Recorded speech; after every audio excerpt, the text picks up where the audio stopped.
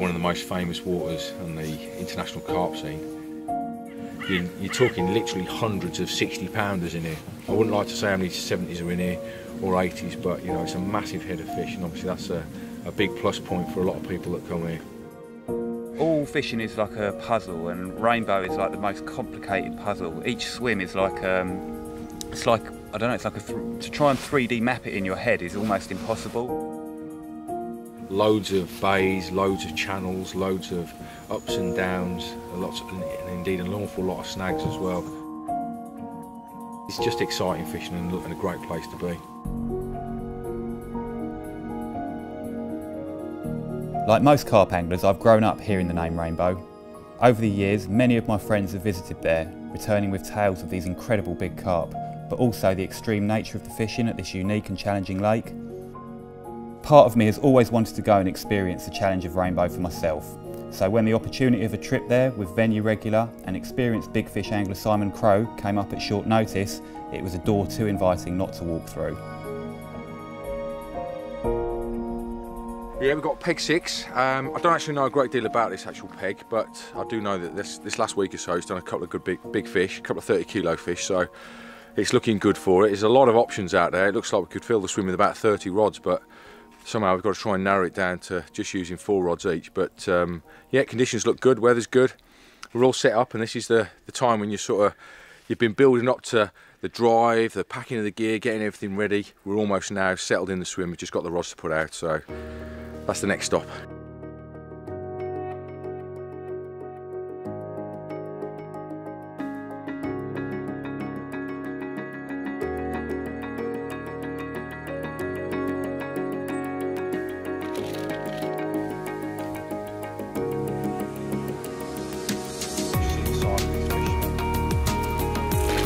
Although it was Crowe's 10th trip to the lake, swim 6 wasn't one that he'd fished before, so it was new to both of us.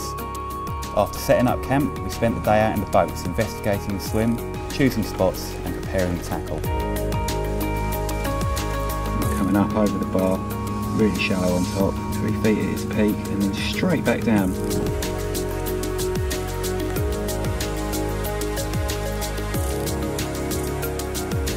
I think I've got 4 spots now.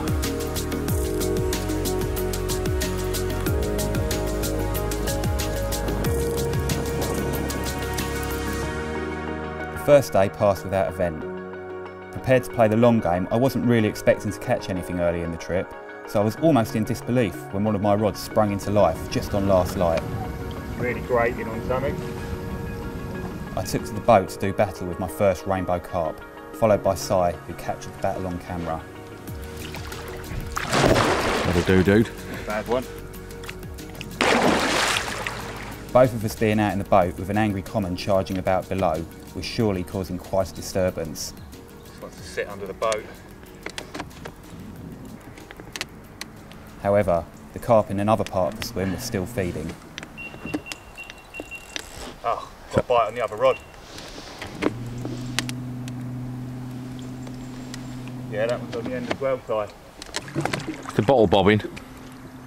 We'll wait for it, mate. Get that one in the net first. And Ollie's just had a double take, playing a fish, and there you go, it's going. And so's Ollie. Can you believe it? Double take.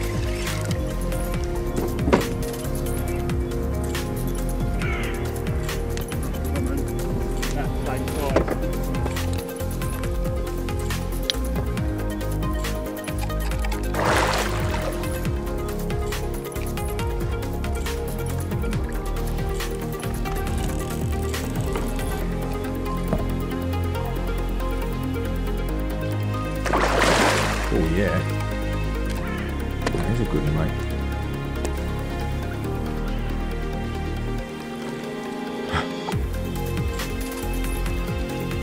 Yes, get in there, Oliver. Oh, he's on the bow. Oh, look at the whip of that, mate. That looks a good fish, mate, a really good fish. That's awesome.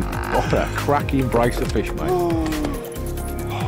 That's a nice one, mate, that is. We've had a lovely relaxing afternoon. Today was no filming, it was a day of recovery.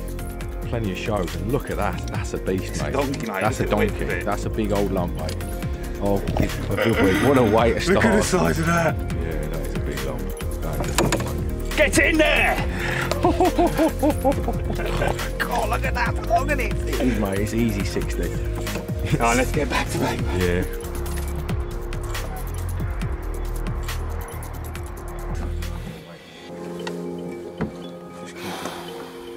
Right at last light. It's all zeroed. I zeroed it earlier. Easily a 40, that is. Oh, he's over 40. 42.12. 42.12. First rainbow carp. Awesome stuff. Great start, mate.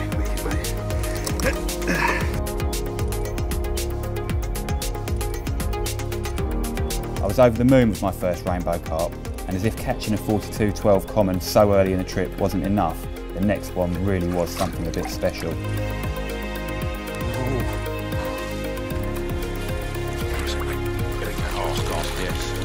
Oh, there's a lot more in there, but that's a good fish, mate, that is.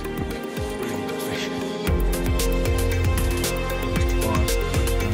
65 and a half, mate, 65 and a half. Oh, just a touch under 30 kilos.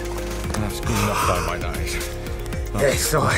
What a start, mate. What a start, man. What a start. Second day. I was at 2 absolutely gorgeous fish. It was an absolute monster of a carp, tipping the scales around to £65 12 ounces, or just shy of 30 kilos. The size 2 Fang X looked tiny in its massive gob. The weight came from the width. You really could have put a saddle on it, but for such a big fish it was immaculate too, with a perfect mouth and not a scale out of place. Oh, let's get him back. Such a big fish. Oh, mate. Back's gone. It really was a dream come true to bag a rainbow giant for myself, and I couldn't have asked for a better person to share that moment with than Crowe.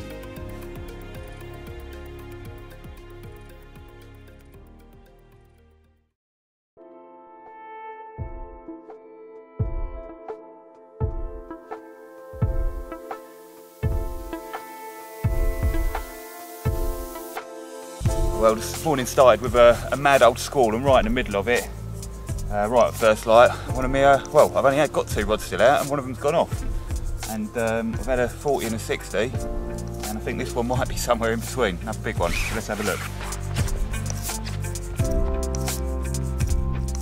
It's a big one, Si. I didn't realise quite how big until I had to carry it, but yeah.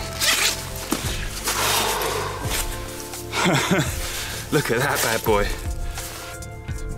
It's just short of 60, mate. Literally 2 ounces short of 60. 59.14. Another good one, mate. Another big one. Another big one, dude. Thanks, Rainbow.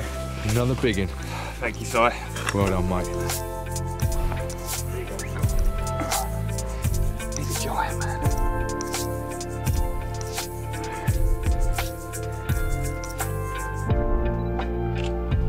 That's why we come to Rainbow. Big monsters.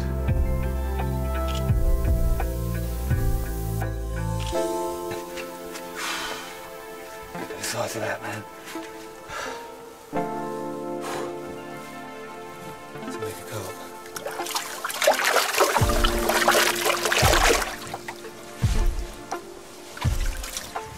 Lovely times.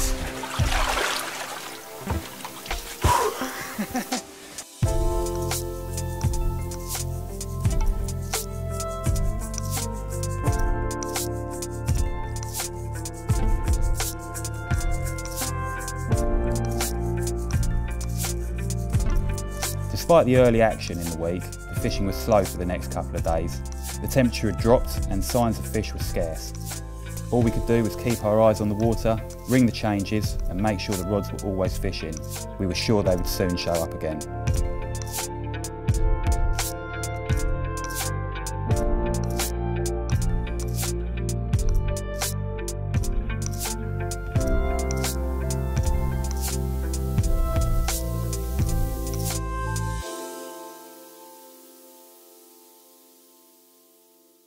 Well, it's a feature-filled water of about 100 acres, and if you take an aerial view of the water, you can see how many different features that make up the lake itself, because there's literally hundreds of small islands. Every swim that's on this water is packed with features, and at the moment there's 12 different swims that are allowed to be fished by anglers, and the lake is fished 365 days a year by some really capable carp anglers. So the fish that are in here are pressured throughout the year. They know what bait and rigs are, you know, but it's the anglers really that have sort of made Rainbow into what it is. But it's been on the carp scene probably nearly 30 years now, and my earliest memory of Rainbow Lake was the early issues of Carp Talk in the early 1990s, when there was an advert run by, I think his name was John Stent, a guy who used to run the fishing at Farlow's, and he started doing trips over here. There wasn't really big fishing here then, there was carp to sort of low 40s, but it was starting to sort of run commercial trips for British anglers, which in those days there wasn't many venues that did them, so it was quite a prominent advert that was taken in the mag. And over the years we've had 2 world records that's been taken from Rainbow Lake. One was a fish known as cuttail, which first broke the world record about 15 years ago now by a gentleman called Graham Slaughter, when it weighed 86 pounds.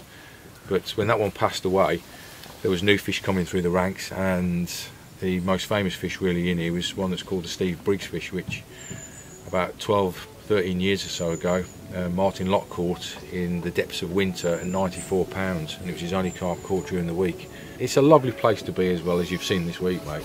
It's not just about the extreme fishing and the size of the fish that's in here that attracts you to this venue, it's actually just being here. Every time I come here every year, I really look forward to having a session on this venue, because it's just exciting fishing and a great place to be. The walls are just festooned with some of the big carp that have been caught at Rainbow.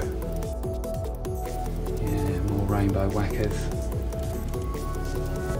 Some iconic pictures. Some great anglers have fished here. Okay, so also in the lodge we have a really nice shower and toilet block, which I'm going to take advantage of now.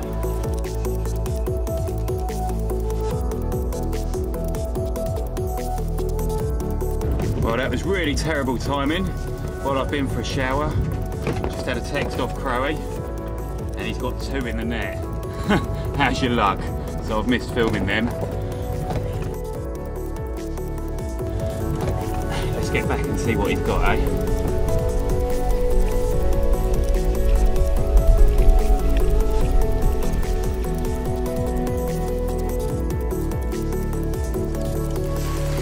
Doesn't matter how heavy they are if you've been sitting there blanking.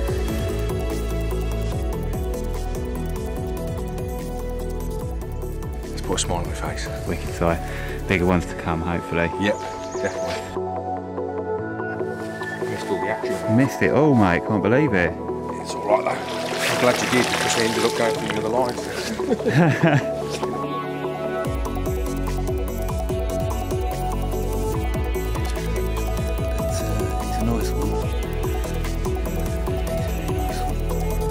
Two mirrors in quick succession for Si highlighted the return of some fish into the zone. Though the action was fairly consistent, it was by no means prolific. However, we did manage to begin to slowly unlock the puzzle, repositioning rods, trying new spots and reacting to any signs of fish.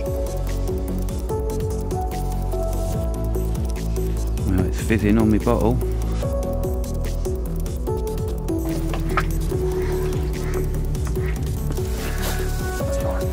Character. I'm going to shift one of the rods to an area that's quite snaggy over the back there.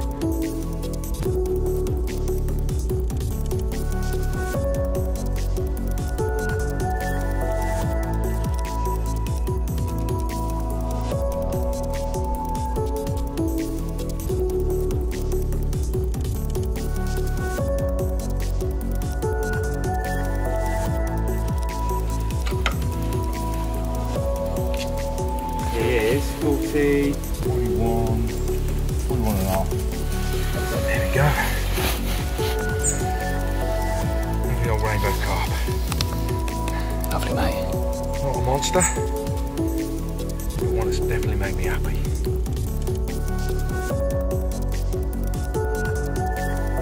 In many ways, Rainbow Lake is looked at in an extreme way by carp anglers because of the methods that are used on the water. If you only fish a small 1 acre pit in England where it's got no snags or no features other than it's just an open piece of water, then you're going to look at the methods at Rainbow as being a little bit extreme. But you've only got to take a look at the fish and see the condition that the carp are in. They're in absolutely pristine condition. You know, but the fishing is a little bit sort of different to what you'd see on most other waters because of the nature of the lake, because there's so many different features in here. We fish with bottles to keep the line off the bottom, and you know, you don't really see that method on anywhere other than sort of the old continental lakes like Cashin and stuff where there's lots of snags on the bottom. You do need to fish around trees and over the top of islands because there's so many different pieces of broken up water on this water. If you take a look at it from Google Earth and see how many islands there are, it's just feature packed, and you do need to think outside the box on this venue, and the people that do fish here do that, but it's fished in a really safe manner. And you know, if you're using the bottle method, you know, a lot of the time the fish just think there's a bit of pressure above them, so they don't go charging through the snags. If you try and bring them in from the bank and put pressure on one side, then they obviously go against the pressure and they will charge through the snags. But you go out to these bottles in the boat and the fish doesn't really move a great deal at all. It's literally just below the bottle, and you know, you can just take up the battle from there.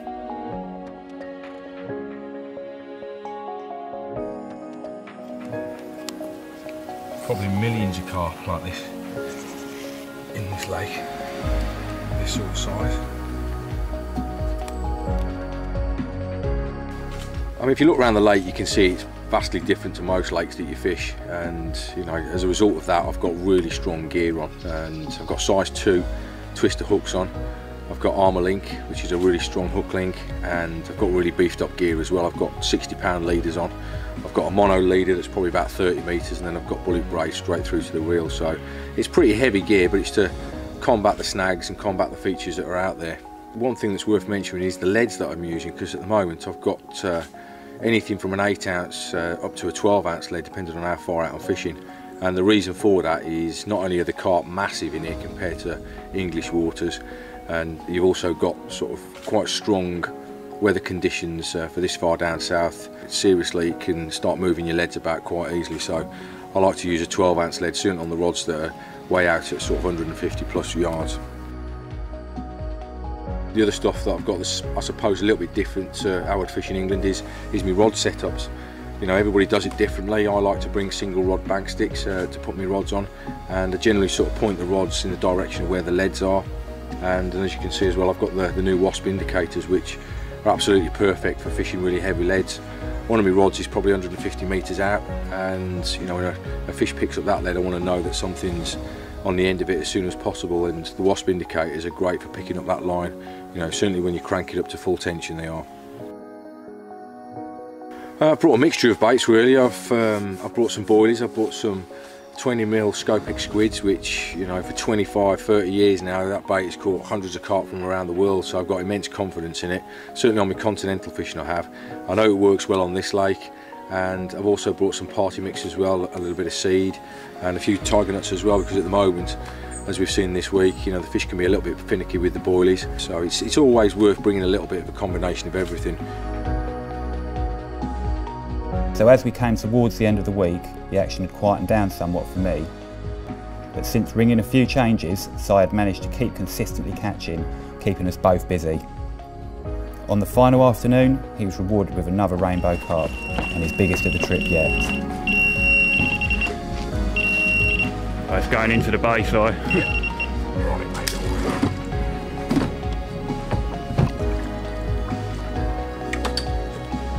that was rather out of the blue.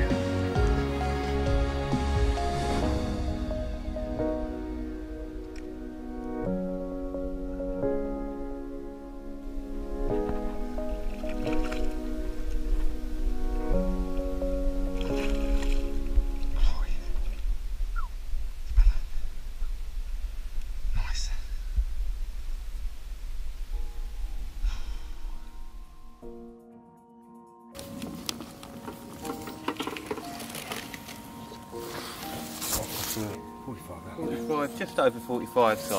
Excellent. That'll do nicely, mate. Yeah, really happy with that one, mate. It's a nice fish. Even if it's my last one. That's a really nice fish to finish with. Yeah, really nice one, Si. Beautiful.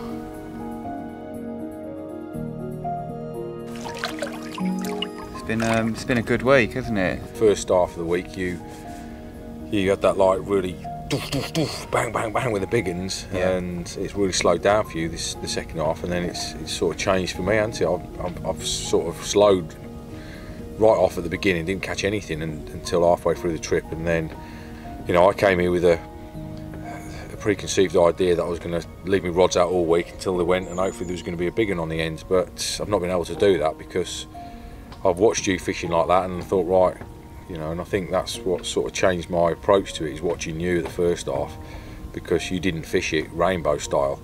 You came in and fished it Oli style, which was this short session approach of, right, fishing for a bite at a time. Watching you this week, I've reverted back to dashing about and changing everything, and that's what I've done, and I've changed anything, but it's got me bites. Yeah, for sure, it has worked. I think ringing the changes for you, you needed to do it. You knew you needed to do it, and it's brought quite a few bites, hasn't it? In the end, yeah, like, yesterday was quite a busy day. Yeah. I mean, I said to you at the beginning of the week, so that I probably wouldn't want to come back to Rainbow. You know, it's not my style to keep going back to the same place, but I might not want to fish in the same swim again. But it's got you, hasn't it? The rainbow bug's got you. Yeah, it does, mate. It just does. It gets you, this lake does, mate. It gets under your skin, and I know plenty of guys that have come here for the first time, and they're itching to get back here for another go. And it is one of those waters that for sure has got that addictive nature about it. It's so beautiful as well, you know, one of the most amazing looking lakes, prehistoric almost, you know. Yeah. When the mist rises in the morning off the water. And you see them lumps just poking their heads out, and you see any minute now, any minute now. And you know, that when that buzzer goes, it is just incredible, it really is. Special place. But yeah, it's been great, mate. So enjoyed it so far. And let's see if we're going to get lucky in these last few hours, eh? Fingers crossed, Craig. Fingers crossed, mate.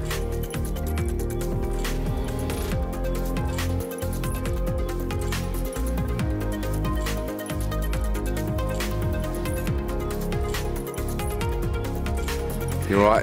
Yeah, man. Tired. Yeah, I bet you are, mate. Yeah, typically before we've got a long drive home, we've ended up with a load of night bites. We've had hardly any action at all during darkness whilst we've been here. And last night we had 4 bites before first light this morning, so pretty tired, but some good fish to weigh in as well, mate, so really happy as well. Yeah, I've got a decent 30-pounder by the looks of things to fill in that gap, and well, Crowie's got a real monster, man. Yeah, I'm happy. What you've been waiting for all week. Yeah, chuffed, mate. Really nice end to the session, mate, so let's have a look at him, shall we?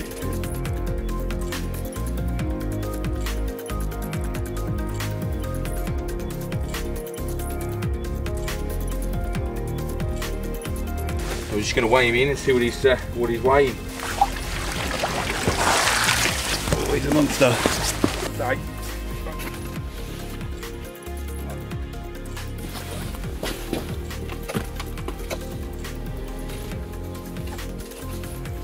$60, 61. 61? 61, mate, yeah. Nice fish to end the session. Oof.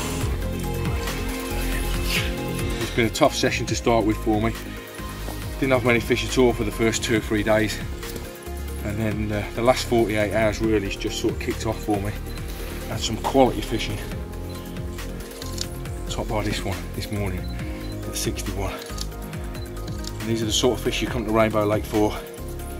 Some massive carp in here, and it truly is an awesome venue.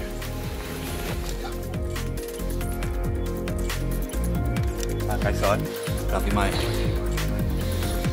Let's get her back.